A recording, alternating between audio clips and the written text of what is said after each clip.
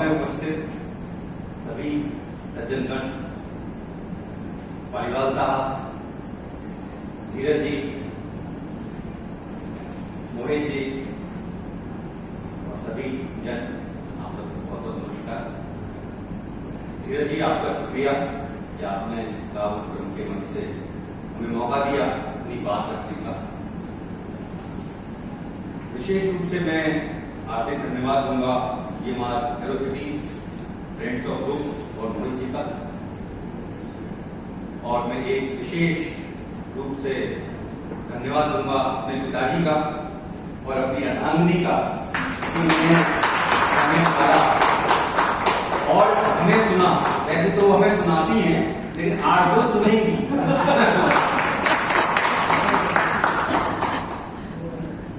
जैसे ये जो टॉपिक था पुराना था, लेकिन अभी जो वाकया हुआ है बड़ा ही दर्दनाक है, तो कोई और विषय बनता नहीं है।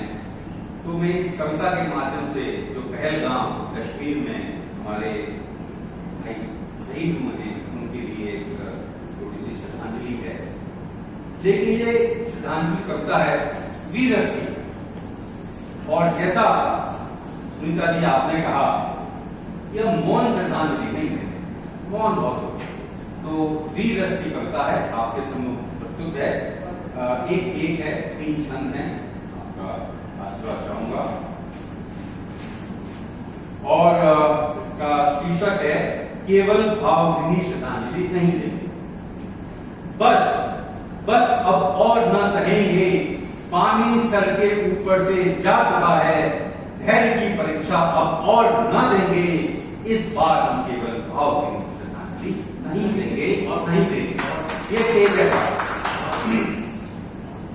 पहला छंद है, ना बाप तूने अभी भोलेनाथ का देखा है भोलापन, न कि रुद्र रूप अपितु उदार कृपालु एवं शांत मन, तेरी इस अपौरुष हरकतों से कैलाश पर्वत है हिल गया, शंभु की समाधि टूट गई, तीसरा नेत्र है खुल गया, अब तू शिव का तांडव देखना, त्रिपुरारी के पिनाक से लाशों का शमशान देखना, धू कर चलेंगे नापाक शहर, असुरों से खाली हो जाएंगे, उस भभूत को हम अपने तन पर लगा, मस्तक पे स्थान देंगे, इस बात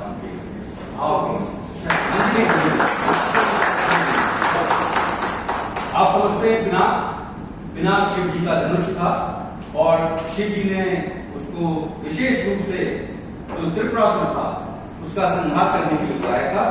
उसमें एक खासियत थी उस धनुष में कि वो 3 पुरी एक साथ उनका संहार कर सकता था, विनाश कर सकता था।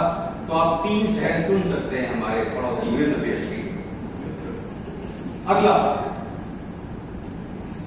नापाक कालिया नागवन अपना उठा रहा, नापाक कालिया नागवन अपना उठा रहा, गंगा जमुनी तहजीब छोड़ यमुना में जहर फैला रहा, निर्लज्ज कायर कर रहा मासूमों की हत्या, माँ के लाल बहनों के सुहाग पिता का साया उठा रहा। हे केशव हे कान्हा, अब इस समस्या का समाधान कीजिए, अब केवल उसके ऊपर नृत्य मर्दन से काम न चलेगा, स्वर्ण कुचल कर इसका संपूर्ण विनाश कीजिए, भारत में अकारण मौनी हालों को अनाथ न होने देंगे, इस बात के भाव नहीं देंगे।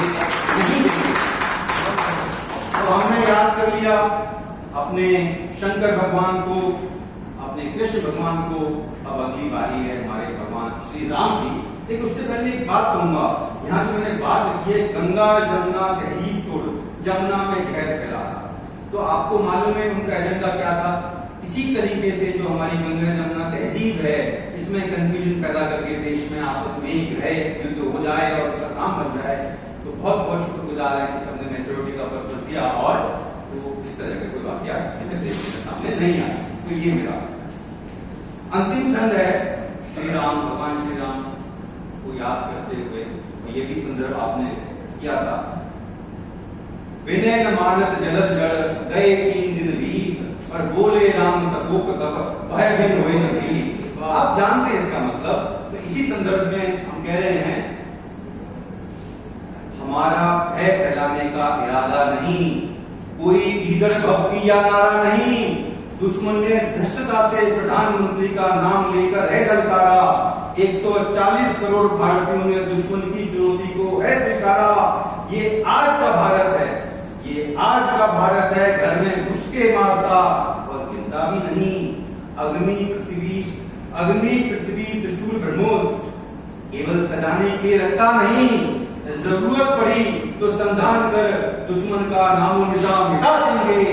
इस बात को केवल भाव नहीं करेंगे। बहुत प्यार सहयोग मिला, आपके लिए हार्दिक अभिनंदन। और ये जो मैं समझता हूँ मेरी भावनाएं थी, 140 करोड़ भावना उसमें नेम थी, सामाजिक थी, और ये विचार मेरे व्यक्तिगत थे। मैं एक संस्था में कार्यरत हूँ, उससे इसका कोई संबंध नहीं है, डिस्क्लेमर है। ठीक है, अब अंत में